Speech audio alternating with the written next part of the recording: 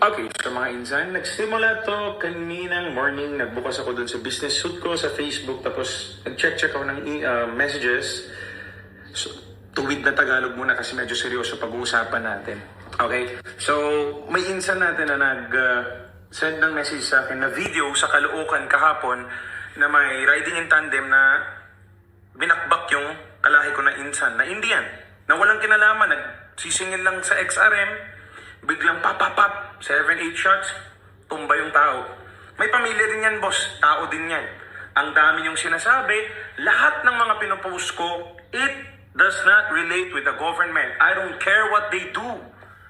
Okay? I don't care. I don't wanna fight with them. Sila ang batas. Tanga ka ba? Nakakalabanin mo yung mga yan? Tapos automatic, sinasabihan yung DDS ako, BBM ako. Boss, sa akin, nilirespeto ko lahat ng nakaupo. Ganun lang ako. Fair play lang, mga boss. Negosyante tayo, wag tayong tanga-tanga. Kayong nasa keyboard warrior, bakit di kayo na mag-people power? Wala namang kumikilos sa inyo, dyan lang kayo sa comment. Oh, DDS yan, oh, BBM yan, ganito ganyan na, boss. I respect kung sinong nakaupo. That's it. Nung panahon ni DDS, nirespeto ko sila. Panahon ni BBM, nirerespeto natin sila. Anong magagawa natin? Normal lang tayo mamamayan. Hindi naman akong pinakamayaman na industrialist sa Pilipinas na kaya kong kontrolin yung mga yan. Diba? Please lang, boss.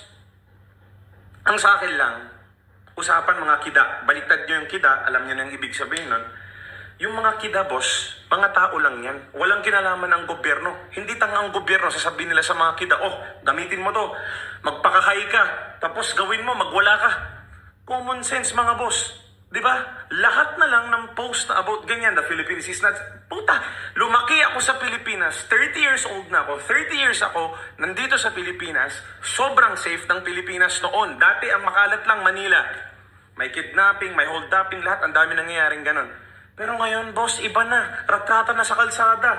Hindi lang yan yung mga na-watch ko. Si Yorme, ang dami niyang mga nahuli. Kinuha na ng kwintas, kinuha na ng ganon. Ano na lang gagawin natin? Boss, mga kapatid natin babae, nasa labas yan. Gabi minsan, di ba? Mga nanay natin nasa labas yan. Tatay natin nasa labas. Mga kapatid natin lalaki nasa labas yan minsan. Biglang raratratin na lang ng mga kida. Anong magagawa mo after? Iyak ka na lang? Magre-revenge ka na lang? After nan, anong mangyayari? Di ba? May freedom of voice tayo. Freedom of... Ano ba yung tawag doon? Freedom of speech. Freedom of speech, yun lang ginawa ko. Nag-post lang ako, I don't feel safe here in the Philippines anymore. Feeling ko minsan, pag magmamanila ako, puta boss, if public place lang ako naglalakad, feeling ko may mangyayari sa akin masama, ganun na yung kaba ko ngayon sa sarili ko. Hindi ko alam sa inyo, pero ako, ganun na yung feeling ko. Na normal lang ako mamamayan, ha. Boss, naawa ko sa mga namamatay na tao na walang kinalaman sa mga ganyan na ngayon, naghahanap buhay lang sila. Anong mali doon? Tapos bakit sa comment section galit na galit kayo sa... Di ba may obsess kayo sa mga gobyerno?